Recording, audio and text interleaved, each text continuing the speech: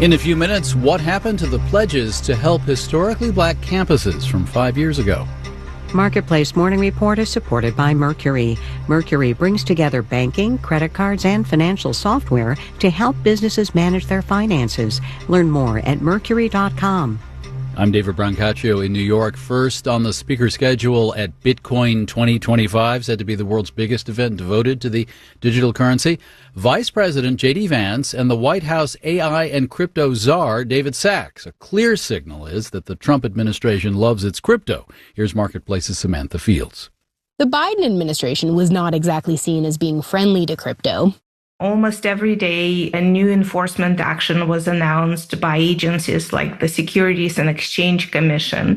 Olga Kharif at Bloomberg says because of that, for the last few years, the overall impression a lot of investors got was that crypto is not a safe place to be. Just a few months into the Trump administration, Ari Redbord at TRM Labs says there's been a sea change. The SEC has dropped a number of Biden-era investigations and lawsuits.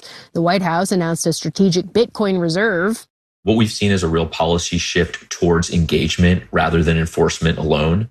Until recently, Redbord says most big banks had been reluctant to have much to do with crypto. But every one of them now is building something in the digital assets ecosystem, whether you're thinking about like buying Bitcoin through ETFs or issuing a stable coin. All of this is helping crypto gain legitimacy, says Olga Kharif at Bloomberg, and will likely help attract more institutional and individual investors. Because there is a perception of less risk in crypto, although of course crypto is highly volatile, very risky, but there is a perception that it's less so. Because of some of the messaging coming from the Trump administration. I'm Samantha Fields for Marketplace. The CEO who led the effort to cut government programs and federal jobs is now criticizing the GOP's tax and spending bill currently before the U.S. Senate. What's been released is an excerpt of an interview that Elon Musk has given to CBS. That interview is set to air this weekend on CBS Sunday Morning. Marketplace's Henry Epp has more. Musk has rarely criticized President Donald Trump since pouring money into his re-election effort last year, but he told CBS he's not happy with the president's tax and spending bill. So, I was disappointed to see the massive spending bill, frankly, which increases the budget deficit, not just decrease it, and undermines the work that the DOGE team is doing. DOGE is the so-called Department of Government Efficiency, the group Musk led with the stated intent of cutting government spending. The group's website claims to have saved $175 billion. That's far short of Musk's original goal, and multiple news outlets have not been able to verify much of those claims.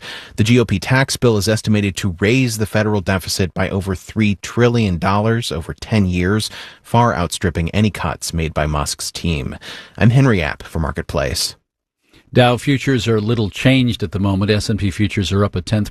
NASDAQ futures are up 0.3%. Marketplace Morning Report is supported by Schwab. Schwab offers investors choices like full-service wealth management, self-directed investing options, and trading on Thinkorswim. More at schwab.com. After the murder of George Floyd 5 years ago and the protests for social justice that followed, many corporations pledged to do more to support black communities. That led to a flood of pledges and new investments in, for instance, historically black colleges and universities. Marketplace's Kimberly Adams checked up. When businesses started looking around in 2020 for where to put the money they were allocating for corporate diversity pledges, many of them turned to historically black colleges and universities. We were able to see a lot of folks making commitments to racial justice and also being educated about the underfunding of HBCUs. Denise Smith is a senior fellow at the Century Foundation. At that time, we saw this really big surge in donations to HBCUs. But it's tough to get a firm number for just how much was promised to HBCUs in total. The grants were often announced on press releases, bundled together with other announcements, says Mary Beth Gassman, who teaches at Rutgers, where she also directs the Center for Minority Serving Institutions. I think the most substantial gifts were by philanthropist Mackenzie Scott, not giving as a corporation or foundation, but giving as an individual. Scott reportedly gave more than $500 million in no-strings-attached grants to at least 23 HBCUs. But corporations made smaller pledges as well.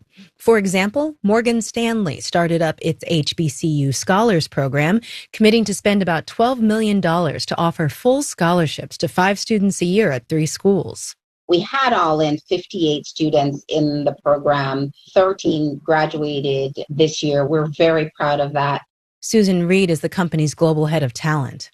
A number of them interned with the firm, and 2 of the students from this graduating class will be joining Morgan Stanley as full-time employees later this summer.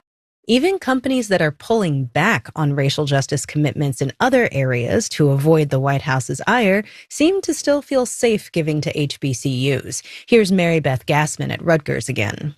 One that I'm particularly interested in is Target, because they promised a $100 million commitment to racial justice organizations, and HBCUs were part of that.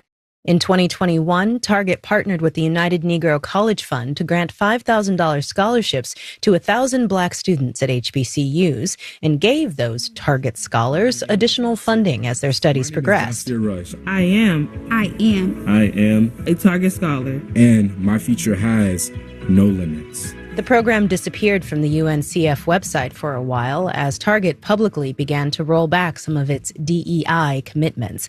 But it recently resurfaced, with applications open for a new round this year.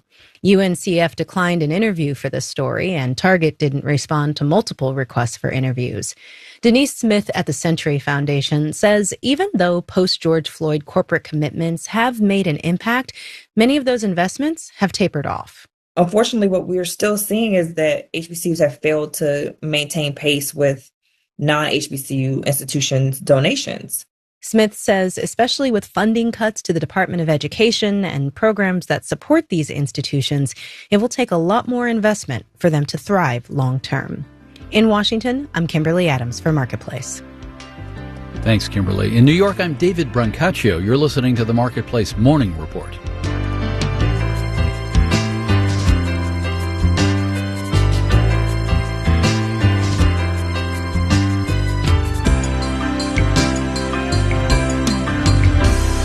From 8 p.m., American Public Media.